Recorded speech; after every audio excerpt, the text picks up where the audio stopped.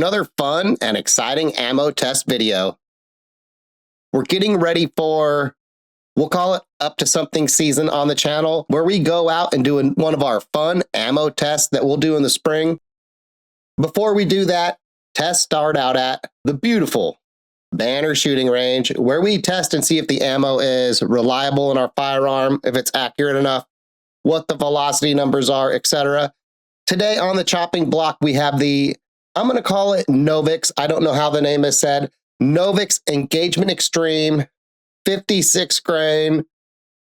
I think they call it a fluted polycopper projectile. Advertised velocity 1,300 feet per second for 210 foot-pounds of energy. We don't know the barrel length for their numbers. Ballistic test data not on their website. Well, let's put it to the test today against Doppler 1 and the 2.75-inch barrel of our Smith & Wesson Bodyguard 2.0. We haven't tested this ammo yet. These will be the first 10 rounds through the firearm. We're going to velocity test it at the same time. While we feel it out, we might as well. A noticeable thing right out the gate is 10 rounds of Hornady Critical Defense is about 1.2 ounces heavier in a 10-round magazine compared to the NovX ammo.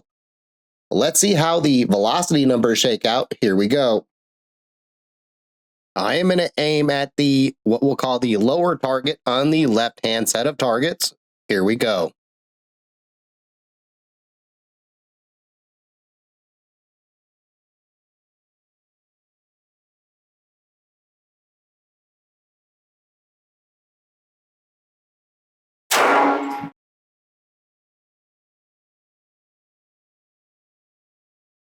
$11.58.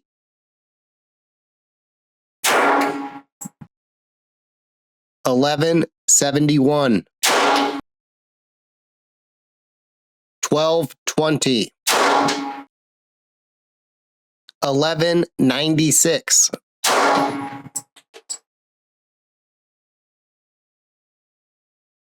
$12.32.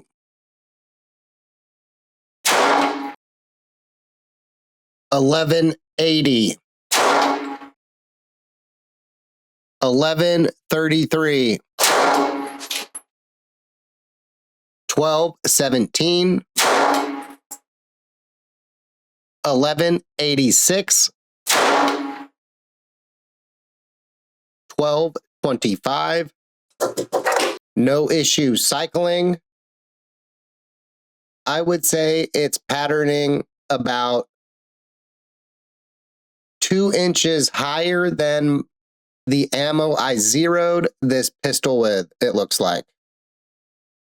Out of the 2.75-inch barrel of our Smith & Wesson Bodyguard 2.0, the NovX Engagement Extreme had an average velocity of 1,192 feet per second for 176.6 foot-pounds of energy.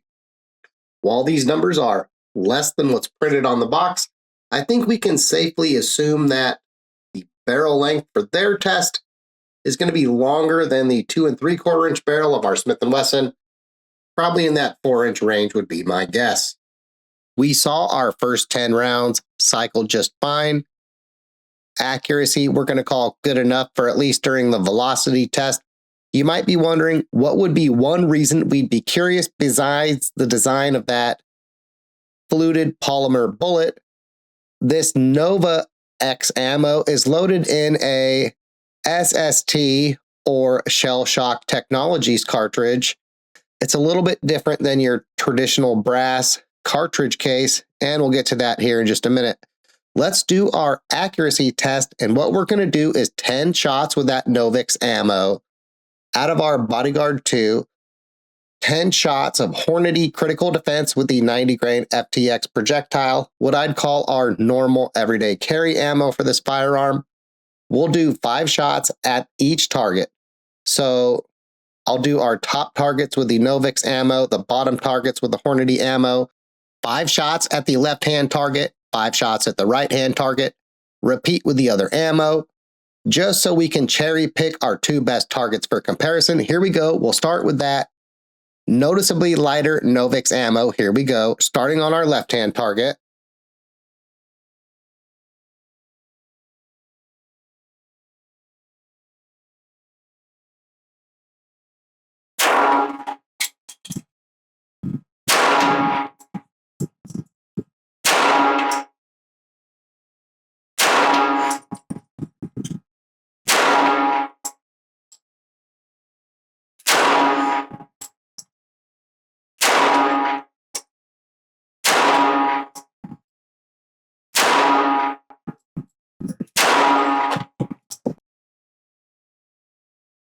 I would say after our first shot,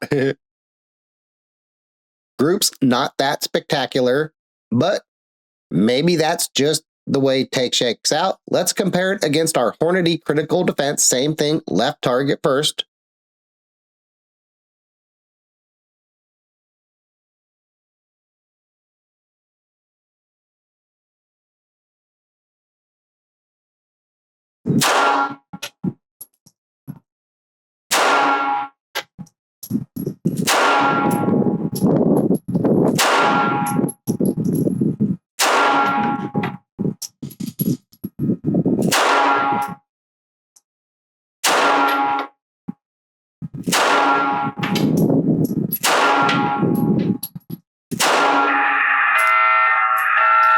And good timing. Ceasefire. The biggest hurdle NovX faced heading in today's video was living up to the words in black and white on their own box. Boasting less recoil and faster cycling, the NovX innovation lead-free ammunition establishes new standards for accuracy and dependability. Our leading-edge lightweight cases and projectiles deliver more power, more velocity, and greater devastating terminal performance. We'll proceed through our final breakdown in the order NovX gave us. Starting with recoil, I can't say I noticed any recoil difference between the NovX ammo and our Hornady ammo today. Off camera, I shot some range ammo, as well as some Remington Ultimate Defense, and I'd say the range ammo had the least felt recoil. The NovX and the Hornady ammo didn't feel noticeably different, but were sandwiched in the middle, and the Ultimate Defense had the most felt recoil. As far as faster cycling, I can't really comment on that front. I'm not a bicyclist, and as far as the firearms go, nothing stood out to me on that front. Let's move on to accuracy, because it's much easier to at least measure that, for our channel anyway. We're going to ignore our cherry pick option and look at all 4 of the targets. There is a point of impact difference between the engagement extreme and the critical defense, which my sight happens to be zeroed for, given the differences in bullet weight and velocity, and I'd call that, well, it's expected. I'd rate the overall accuracy of the NovX ammo as, well, it's acceptable. Today, using these hands and this Bodyguard 2, and I'd say the precision of the group was less than stellar, but had my sight been zeroed for this ammo, I think the accuracy would have been good enough. It's not great, it's not the ammo I'd pick for pinpoint shots on range day against the crew, but good enough for their intended use case. I'd like to see the precision of the groups be better. Some of that is me, but my gut is saying not all of it is. Comparing the groups against our critical defense ammo, both with the flyers tossed out, and while the critical defense group 2 isn't stellar, I'd at least put its group in the good category, and noticeably much better compared to the NovX. Moving on. I'm going to consider dependability as reliability for today's sake, and on that front, both ammos were 100% reliable as expected. When it comes to lightweight, as I mentioned earlier, a 10-round magazine of the Engagement Extreme ammo is over 1 ounce lighter compared to the critical defense ammo. Some of that is in the lighter projectile, a small bit is also on the cartridge case. I collected some of the brass and SST cartridge cases today. In at least as far as my Amazon postage scale goes, both the brass and nickel-plated brass weighed in at 3 grams off that scale, while the SST cartridges weighed in at 2 grams off that scale. It's not much, but times it by 10 and every little bit adds up. To examine the more power and velocity points, let's compare the numbers today against our ammo test table. We'll limit our results to the tests using the Bodyguard 2 only. In terms of power, 176.6 foot-pounds of energy lands the Engagement Extreme ammo just below HydraShock low recoil and just above Golden Saber. You could say it's at the top of the middle third, while our measuring stick for today, the critical defense, is at the bottom of that same middle third, at least in terms of energy. Moving to velocity, and the placement in the list is even more striking. the Engagement Extreme ammo would find itself at the Riker spot on the list, while our Critical Defense remains at the middle of the pack.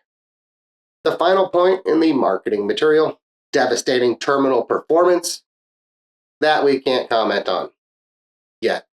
After the performance today, this NovX Engagement Extreme ammo feels like it should be one of the ammos we test in our upcoming Up to Something season video. What do you think? Let us know in the comments. While you're typing that out, let me touch on a few more points on this ammo that have me curious. That fluted copper poly projectile is something we've shot almost none of on the channel. I'd like to see what it does against a gel block. I'm also curious if the bullets hold together yet break apart under certain conditions like the marketing materials claim. Can it penetrate mild steel and glass while fracturing against concrete and hardened steel? Besides that projectile, another intriguing aspect of the NovX ammo is the Shell Shock Technologies nickel alloy shell, or NAS3 cartridge case they use. Some of you may recall last year we did a video looking at Sierra Sportsmaster versus Sierra Outdoor Master, asking the question what the difference is between these two ammos. In that video, we discussed how originally the Sierra Sportsmaster ammo was loaded in the Shell Shock case, but that's no longer the case. For the rest of you who didn't see that video, the NAS3 case uses a nickel alloy steel body with a nickel-plated aluminum base.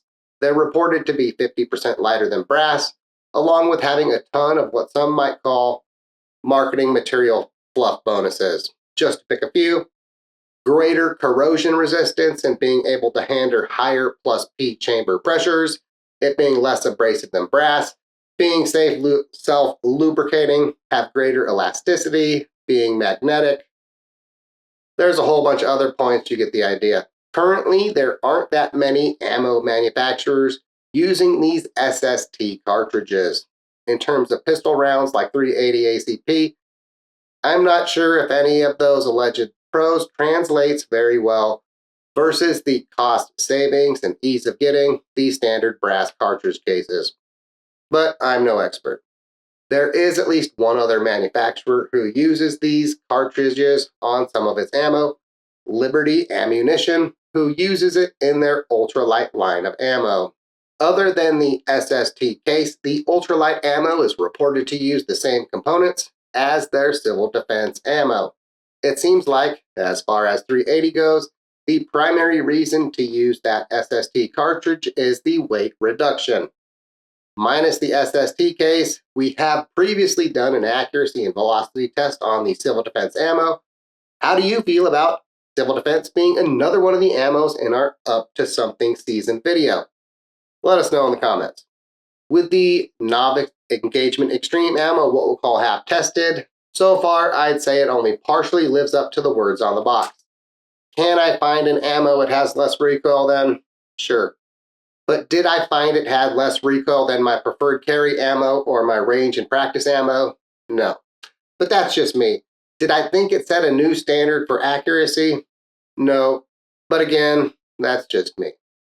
Out of my Bodyguard 2, so far it seemed accurate enough for intimate self-defense situations, but not something I'd confident enough in to do something like split a card or shoot the dots off a dice in a contest with a crew.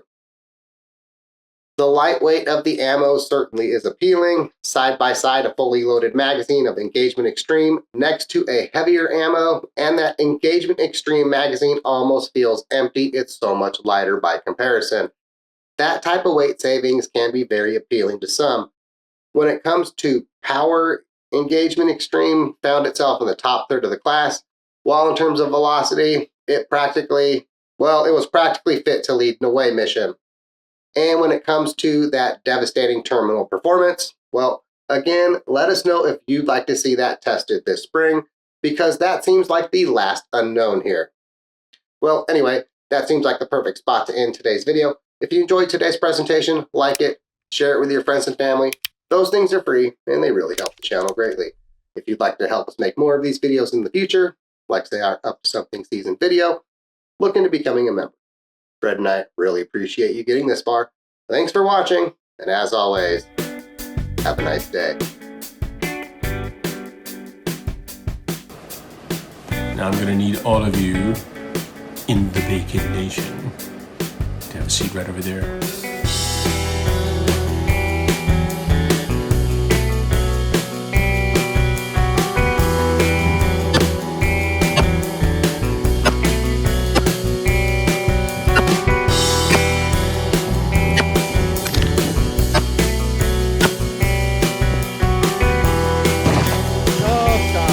Did I get it? Yeah. 10 yards.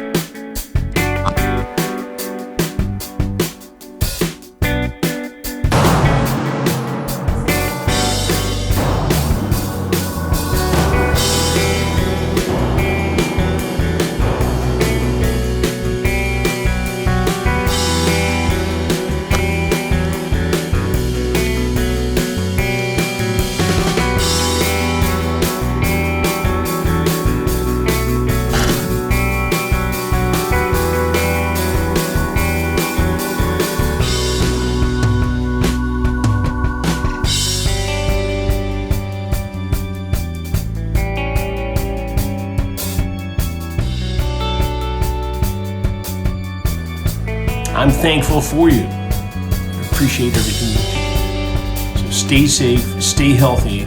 Merry Christmas, Happy New Year, and I'll see you on the TV. And, take care of Fred McCory when you can. You know what he likes. It's time for another fun and exciting ammo test video. Getting ready for, we call it up something on the channel. We're going to go out and do one of our ammo tests in the spring. When we do that, tests start out at beautiful banner shooting, where we test and see if the ammo is on our firearms, if it's accurate enough, what the voltage numbers are, etc. On the chopping block, we have the